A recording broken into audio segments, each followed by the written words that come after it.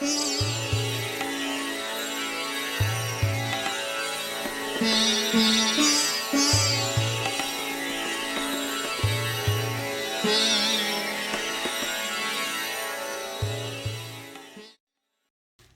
and welcome to Leadership is a Philosophy, Not a Checklist, Book Discussion 11, Leadership in the Shadows by Kyle Lamb. Now, I always start with now. Anyway, funny story about this book. I bought this book 2017 and I was really angry with it.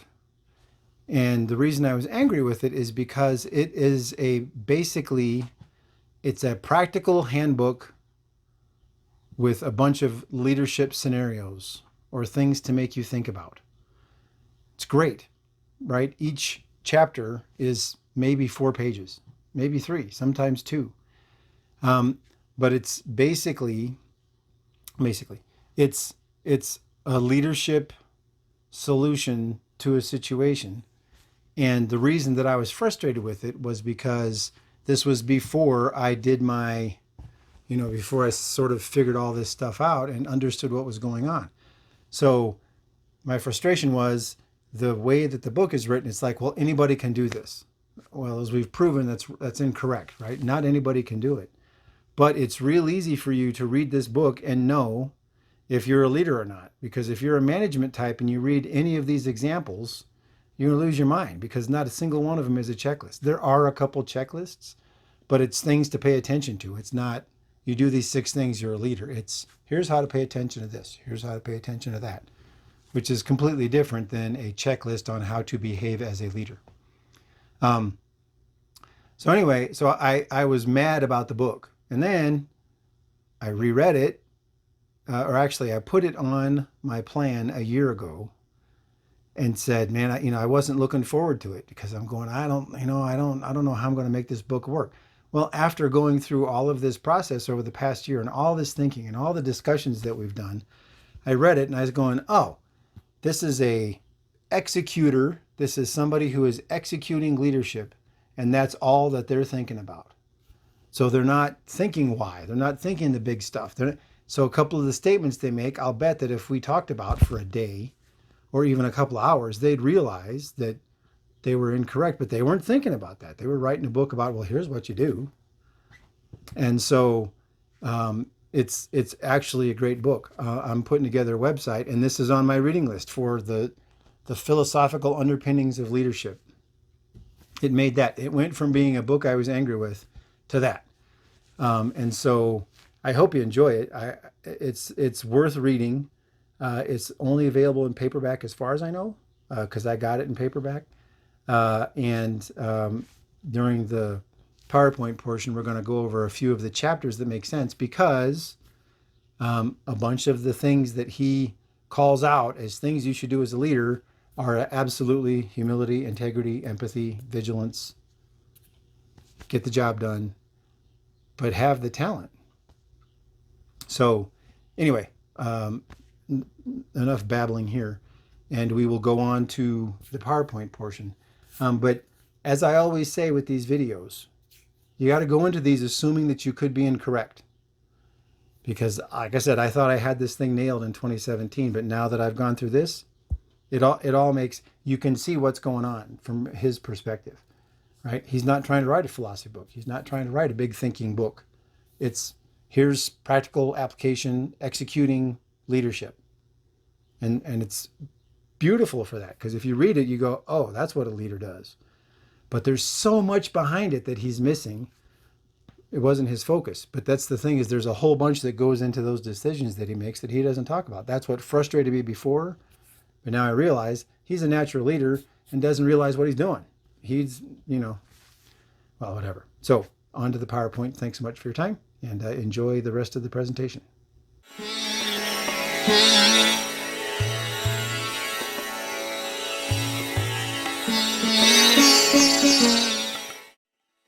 Alrighty, so welcome to the PowerPoint portion of the presentation.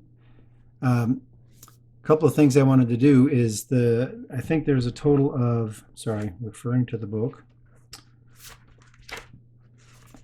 There are 37 chapters and it's a 200-page book. So like I said, there's several little short chapters. But what I wanted to talk about was his opening chapter, which I really enjoyed, or I thought was interesting, because it says, I'm going to skip to the PowerPoint a second, basically opens up with the book says, leadership is leadership is leadership. Absolutely, right? What have we said a bunch of times throughout these videos? It doesn't matter what organization you're in, it doesn't matter where you are, who you are, the same thing is happening every time. What he doesn't do is give a definition for leadership. So what sort of suffers in the book is he uses the term leader and leadership when he's talking about management types and when he's talking about leaders. So it causes some unnecessary confusion, if you get what I mean. But once again, like I said, the perspective that I got coming back to this book after a few years is that he wasn't trying to think about all that stuff. He wasn't trying to unravel all that. His thing was, let me put down practical examples of what works for leadership. Perfect, right? I mean, you got to love it. So some of the chapters that are interesting to talk about, and the reason that I say he's sort of onto something, but he didn't realize it, is one of the chapters, be responsible. All right? Something bad happens, take responsibility. Something, anything that's going on, you delegate as much as you can, but if something bad happens, you don't blame the person that did the terrible thing unless they willfully were out to break the rules, right? Somebody makes a mistake, you're responsible because you gave them that power. But what does it take, right? It takes humility. I've got the personality stuff over here. So it takes humility, it takes integrity, it takes empathy, right? It takes those characteristics, and it also takes the talent to realize who can handle how much, right? So he talks about be responsible, and he's absolutely correct. Like I said, all of these little chapter titles that he has are correct. And it's from an execution perspective, but there's no how. And so that's something that I found interesting going through the book, is that he didn't say how, because that's not his focus. He's just saying, here's what, it's like, here's what I did. Here's what you should do as a leader. So the next one, be approachable. Well, what's that? That's empathy, right? You, as a leader, right, your job is just as important as everybody else's job, right? You don't have a job unless you have people. So just because you think you're so high and mighty does not mean that you have all the answers. I had a great example of something that I'm going to actually do a whole video on, where I was out and ran into the lowest level employee at an organization, and they didn't seem like they really had everything together in their head. And I said, good grief, this is confusing. And the employee came up with this thing, well, here's what I think we should do, blah, blah, blah, blah, blah. And I said, well, that's not happening. It should. It makes perfect sense. That should be what you're doing. And so be approachable, because somebody might have a good idea and you don't want to quash those. Now, of course, you always have the person that says, hey, I got a plan. Let's put a nuclear reactor under the building and we won't have to worry. Okay. You've got those people too. It's got to be approachable. It's absolutely correct, right? So attainable goals and adjustable goals. So I really enjoyed this one. So make sure that you have a goal that you can achieve, right? You don't go in somewhere and say, you go into some organization that's got, maybe 8 or 9 catastrophic problems that you're going to fix, and you say, by the end of the week, we are going to be leading the company. You sure? It might take you a week to actually identify what the problem is, right? It may take you a whole week to find out who the players are, who's who in the zoo. And then the other part is you make a goal and you have the thing, you've got all these resources, and as you're going towards the goal, resources fall out, the environment changes, something happens, and now you're not going to be able to meet that goal. So adjust it and have the integrity and the empathy and the humility to go say, hey, we got to adjust our goal because we're not going to make it. Not so much we bit off more than we could chew, but things aren't going the way that I was hoping, right? Avoiding bureaucracy. This is when you need that, the choir of angels singing and all this sort of stuff. So, get rid of bureaucracy whenever you can. And this is something that absolutely is the bane of all organizations, right? Oh, let's put a system in place. Well, the system doesn't work. Okay, let's make a system to fix the system. Not let's get rid of the old one, or let's evaluate it, or see if we even still need the system. We need a system to fix the system to fit. Pretty soon you've got 18 people that have to check off on something to make something happen. Right? It's a nightmare. And a leader should have the power to get rid of that sort of stuff. Because what's a manager going to do? What's a management type going to do? Well, I've got 7 systems that I'm monitoring, and I need a system to monitor the systems, and now I need a person to monitor the systems, and so now we're reporting more, and now we're doing more, and now we're empire building. None of that's helping anything get done. You're just making the manager's job easier, and all that manager's doing is tormenting all the people that are giving up the data, the people that are actually doing the work, the most important people, right? And then he's got a chapter on how to select leaders and a chapter on how to select subordinates. Now, the reason that I find that interesting is, like I said, again, did not sit down and think through some of this stuff, or at least think about it from a different perspective, right? So there's the different chapters of some of the ones that I found very interesting. But let's look over here. Here's the answer. Be responsible: integrity, vigilance, humility, and empathy, right? Because, somebody goes off, you tell them, no matter what, don't go here, don't go here, and don't go here. And they try something, and it's just barely above the lowest standard that you set. Do you go out there and crush their spirit? No, because they tried. They did what you said. Maybe you set the goal too low. Maybe you should, it all comes back to leadership, right? It always goes back to what sort of expectations you set out. Be approachable: empathy, humility, integrity. Nothing worse. I've seen it happen so many times. If you have any issues, feel free to come to me and bring them up. So then that smart aleck is walking through the building, says, hey, anything going on I need to know about? Hey, you know what? I have a great idea. Okay, thank you. Blah, blah, blah. You've lost it, right? Attainable goals and adjustable goals: vigilance, empathy, integrity. Avoiding bureaucracy: vigilance. Selecting leaders: vigilance, empathy, integrity. And then the talent, right? Because it's just that thing. You can recognize the talent in somebody else. And then selecting subordinates: same idea. Now, here's the reason that I brought these up, because they're great.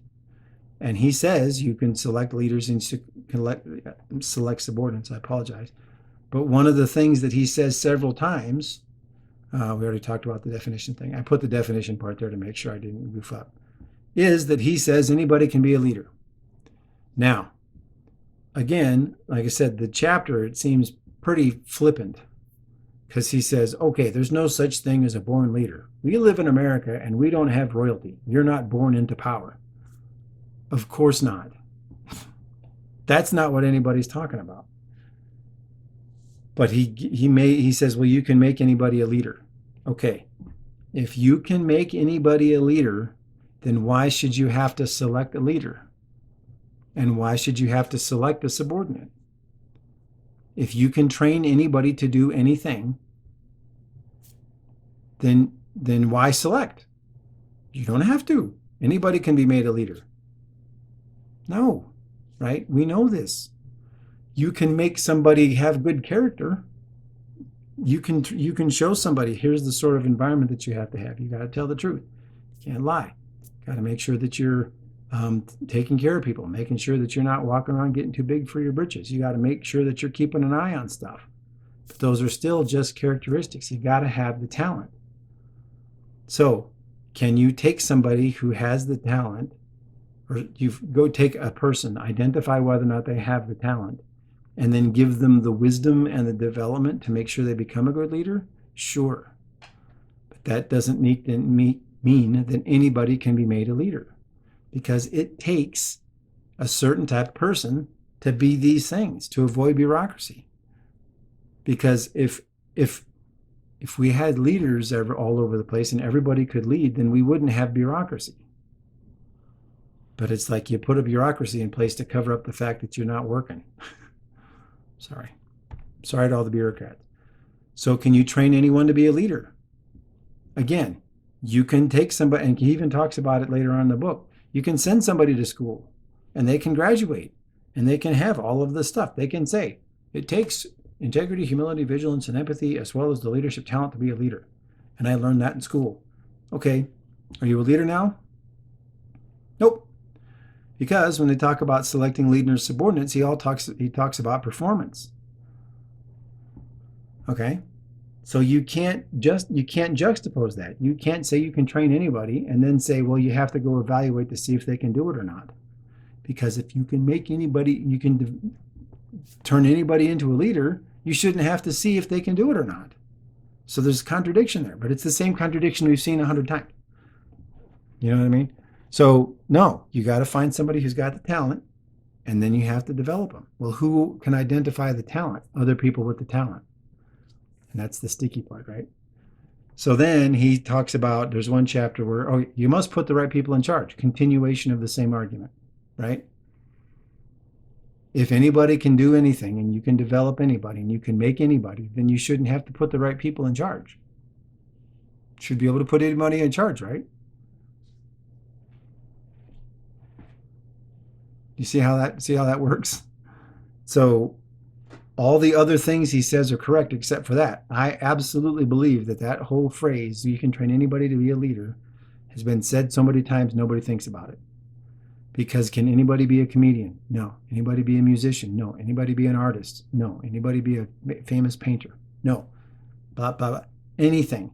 Anybody be the best plumber on the planet? No. Anybody do this? No. So every other practicable skill, we know that there is a competence order. And so there are some people that are amazing at it. There are some people that are okay at it. And there's some people that absolutely aren't.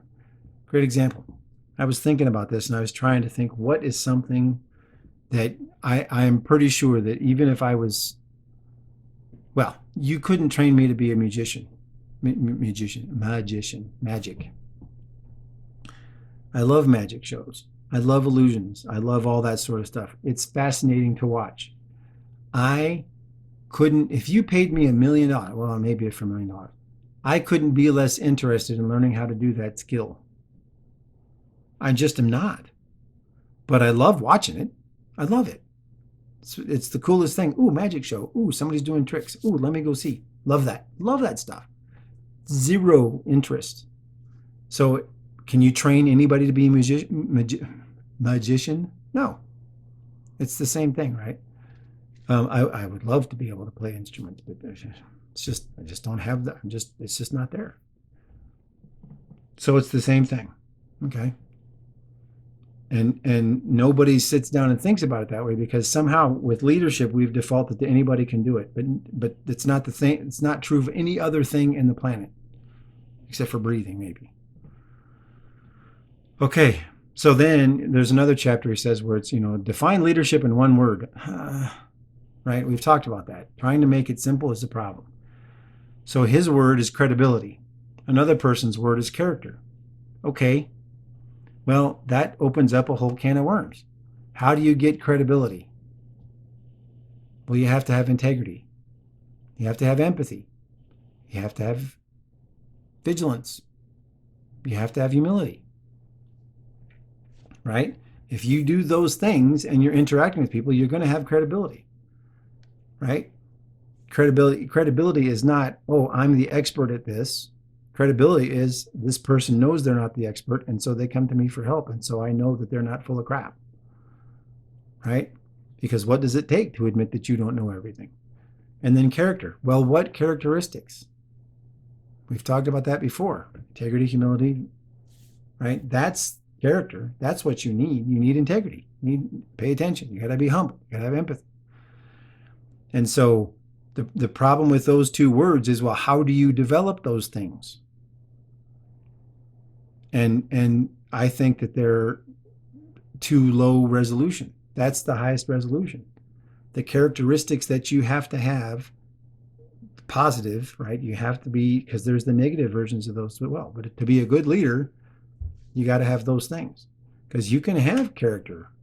You can be paranoid. You can lie. You can blah, blah. That can be your character. So this is where this word gets us in trouble. Credibility, same thing.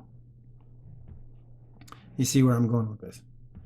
And so then I said, how? Well, how do you develop that? Should do this. How do you? What characteristics?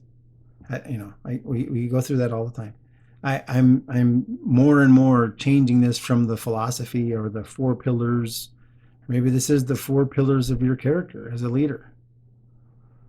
Maybe it's because the word character keeps popping up, but what characteristics are never defined or are poorly defined, or they are, but nobody goes through and thinks about them sincerely.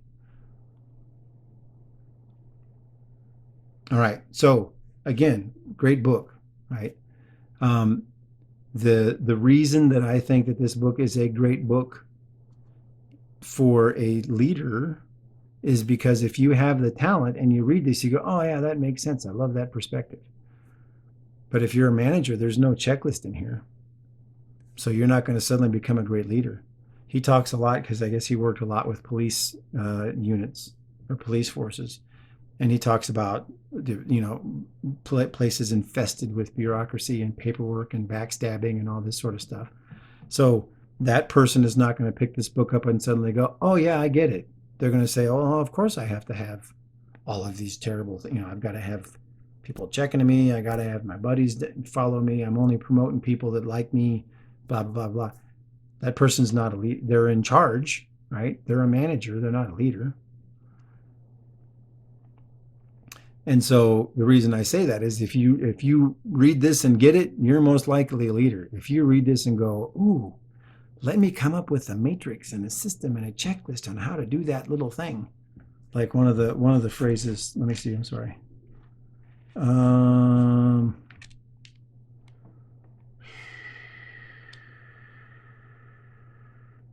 Yeah, okay. So leaders are clock punchers.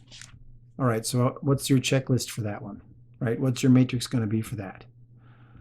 You read that and go, well, I come into work and my secretary or my assistant brings me my coffee, and then I check my email, and then I have so-and-so come to report to me, and then I go to lunch, and then I come back and I check my email again, and I do this and I do that, and I'm in charge. Right, you're in charge. You're not leading squat. So you're going to suddenly read this and go, oh, wow, I need to get out from behind my desk and go check on things. If they were a leader, they would already be doing that, right? So that's the problem, is that if you are not a leader and you read this and go, no, that's not possible because I have to be in my desk at such and such a time to check my email. If email is more important than your people, you got a problem, right? There's paperwork that has to be done. There's crap that's got to be done, and you got to go make time for it to happen. Fine. But if your desk and your little group of sycophants is the only people that you talk to during the day, you're not a leader. You need to be checking stuff, right?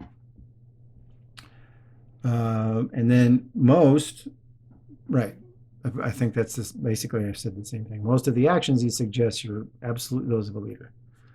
Absolutely, right? But they're impossible for a management person. And as we've talked about it before, a leader is going to look at this and go, God, it's so obvious. So obvious.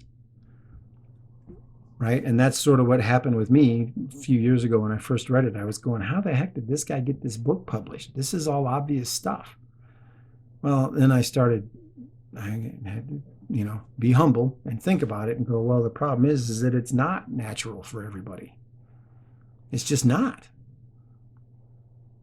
And so if you pick this up and go through it and read it and get it, then you're a leader. So now you can go stamp something on your forehead that says, oh, I'm a leader now. I don't have to take all these other classes. It's a joke. Okay, so kind of short, kind of sweet. I know I didn't get a whole lot of talking, but the thing, like I said, what happened is going through this again after going through this process, after developing all these ideas and thinking all this stuff, I get exactly where he's coming from. Whereas before I was just like, this isn't teaching anybody anything because a whole bunch of people can't do this stuff. They won't do this stuff. They don't. If they were actually a leader, they would know that already, right? They would already have been to figure out and solve the problem. And several times in here, which to his credit, and he's absolutely correct, he says if your office and your paperwork is more important than your people, put this book down and don't read anymore. So he's basically saying, you don't have it. Now, let's take that concept and go back to you can make anybody a leader. I still don't think so. We've been trying for a long time, right?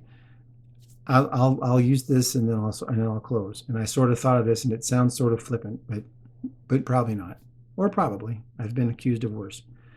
Okay, so if we say that we can make leaders, then let's go all the way through that. So I'm taking his hypothesis, and then we're going to run through it. So we can make anybody a leader. Okay, so the leadership consulting industry is about $50 billion a year, or more. It could be more now. That data is from a little while ago. So all this money we have. Every university's got a master's in business administration and small business leadership and yappity. We have a plethora. I can't even imagine how many management courses that we have, leadership courses that we have. And then we go back to the statistic that we talked about during the initial hypothesis, that 60% of managers are either negative or no value to an organization. So we own that. That's what we made, right? I saw another couple of statistics from a few years ago that said that 80 to 85% of managers can only do systems thinking and can't think outside the box and go and try to solve problems creatively or deal with people. There's only 15% that can handle the business stuff and handle the leadership stuff. So that's what we made. So then there's something radically wrong, right? We're teaching the wrong things in every one of these situations, or we're not identifying the right people to train. And that's what I come back to, is that we're not identifying the right people that have the leadership ability and then teaching them wisdom and showing them the reasons that they need to have the right character. Because yeah, we can make stuff, but look what we make. A bunch of failures. None of those are successful numbers. 15% and then 60%. So if you fired 60% of your managers, your business would improve. That's what we've made.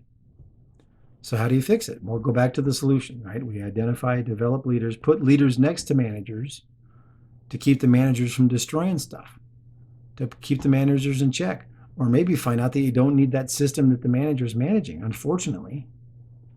Right? If you actually had leaders in charge, you wouldn't need business consultants because the leaders would have fixed it already. Jocko Willink and his company are not showing up at places with great leadership environments. Because why? Oh yeah, hey, come here and give us a little talk about something. And they go and they talk, and you know what I mean? So sure, if we can make leaders, then let's look at what we're making. Everybody hates their job. Everybody's miserable. Everybody's abused. Everybody, right? That's what we made. We made that. Or the other part, which is we can't. We're just giving people power that shouldn't have power. Alrighty. So as always, thank you for your time.